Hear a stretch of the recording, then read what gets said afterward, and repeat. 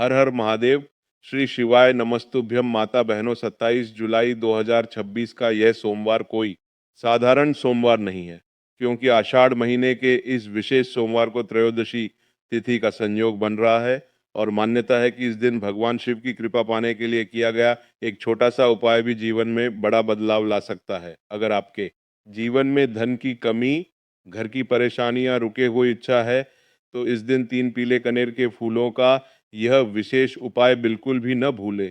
लेकिन ध्यान रखिए, इस उपाय को करने का सही समय, सही स्थान और सही विधि जानना बेहद जरूरी है। एक छोटी सी गलती आपका पूरा उपाय निष्फल कर सकती है। तो माता बहनों, आज के इस वीडियो में मैं आपको बिल्कुल सरल भाषा में बताऊंगा कि 3 पीले कनेर के फूलों का ये उपाय कब करना है, कहाँ करना है, कैसे करना है और उपाय करते समय किन जरूरी बातों का ध्यान रखना है। इसलिए वीडियो को अंत तक जरूर देखिए, क्योंकि अंत में मैं आपको एक ऐसी जरूरी बात बताऊंगा जिसे जानना आपके लिए बेहद आवश्यक है।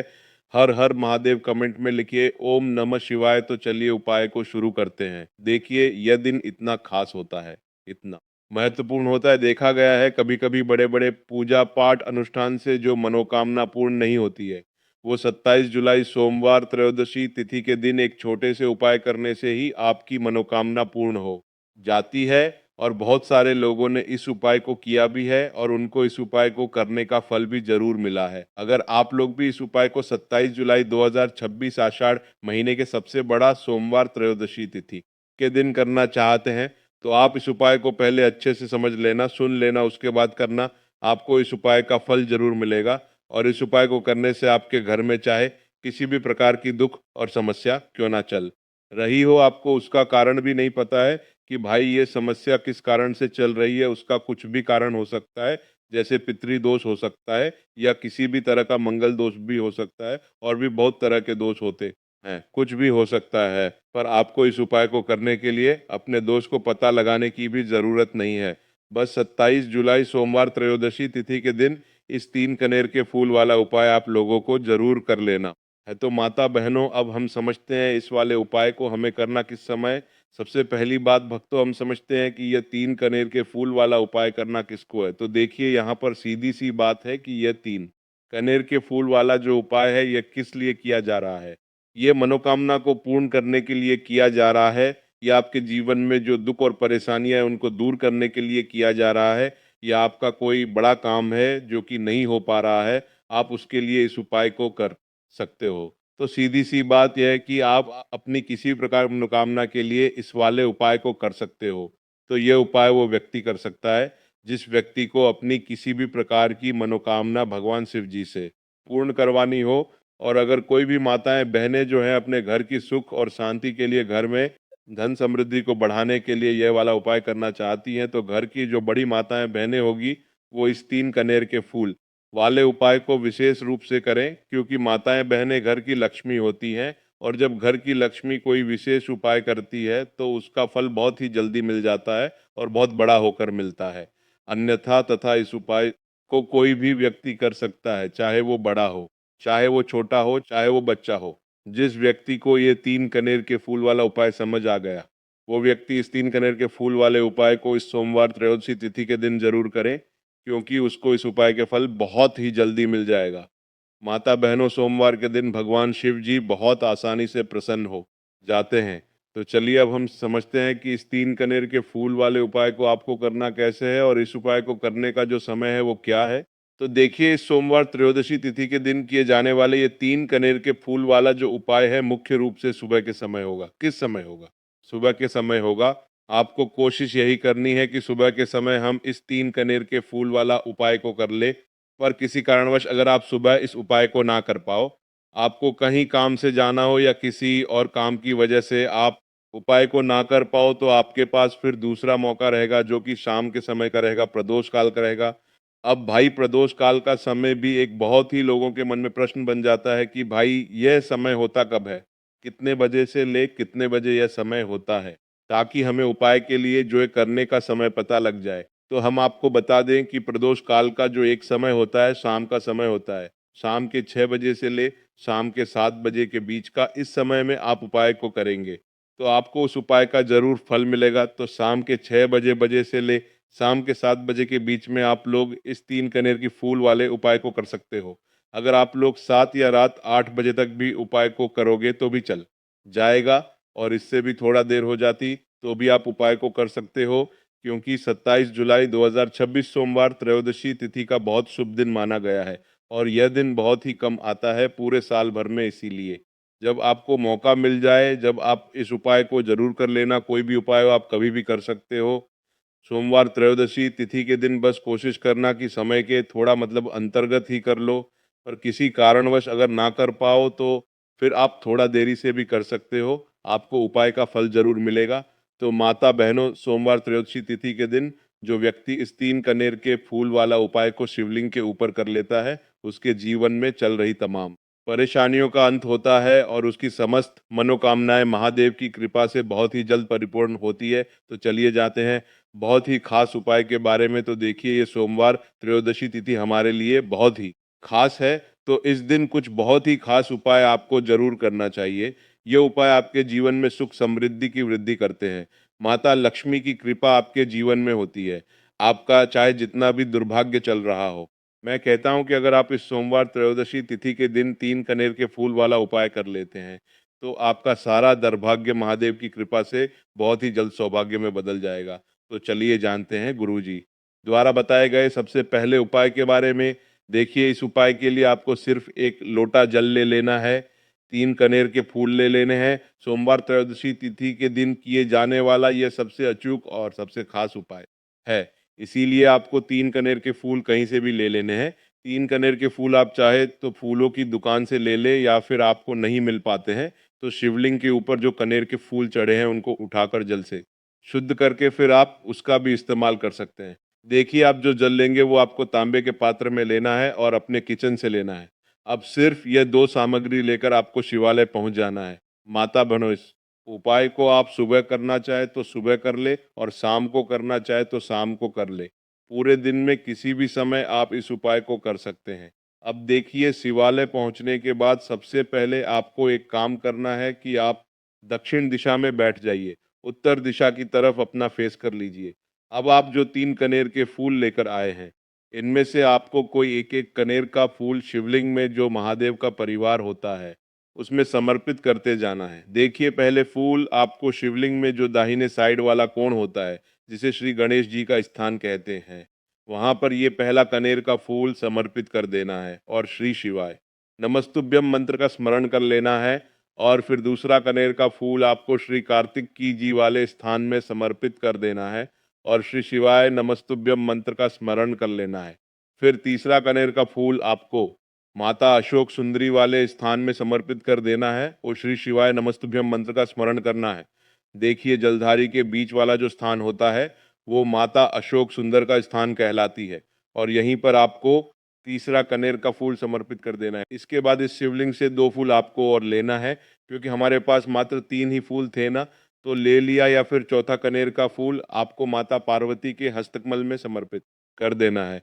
देखिए, शिव पिंडी जिस स्थान पर रखी रहती है, यानी शिवलिंग जिस स्थान पर जुड़ा रहता है, उस पूरे गोल गोल वाले स्थान को माता पार्वती का हस्तकमल कहते हैं और चौथा कनेर का फूल आपको यहीं पर समर्पित करना है और श्री शिवाय नमस्तुभ्यम मंत्र का स्मरण कर लेना है। इसके बाद आपको पांचवा कनेर का फूल शिवलिंग के ऊपर समर्पित कर देना है और महादेव से अपनी मनोकामना बोल देनी है। देखिए, ये उपाय उन लोगों को करना है जिनकी कोई विशेष मनोकामना है जो अभी तक परिपूर्ण ही नहीं हो पा रही है। बहुत सारे उपाय कर चुके हैं, बहुत सारे टोटके कर चुके हैं, तो मैं कह रहा हूँ कि ऐसे लोगों को यह विशेष उपाय सोमवार त्रयोदशी तिथि के दिन जरूर करना चाहिए। पांचवा फूल समर्पित करते हुए, यानी शिवलिंग के ऊपर रखते हुए, आपको अपनी मनोकामना बोल देनी है और ये फूल शिवलिंग के ऊपर समर्पित कर देना है। अगर आप शिव परिवार के बारे में नहीं जानते हैं तो सामने स्क्रीन पर आपको एक पिक्चर दिखाई जा रही है। इसमें पूरा शिव परिवार दिखाया जा रहा है कि कहाँ गणेश जी का स्थान होता है, कहाँ कार्तिकेय जी का स्थान होता है, या फिर कहाँ माता अशोक सुंदरी का स्थान होता है। सारे स्थान आपको दिखाया जा रहे हैं। इनमें से जो भी स्थान में अभी आपको फूल समर्पित करते हुए दिखाया गया है, उसी उसी स्थान पर आप फूल समर्पित कर दीजिएगा। अब इसके बाद आप जो एक लोटा जल लेकर आए, उसको पहले श्री गणेश जी वाले स्थान में थोड़ा सा समर्पित कर दीजिए और श्री शिवाय नमस्तुभ्यम मंत्र का स्मरण कर लीजिए।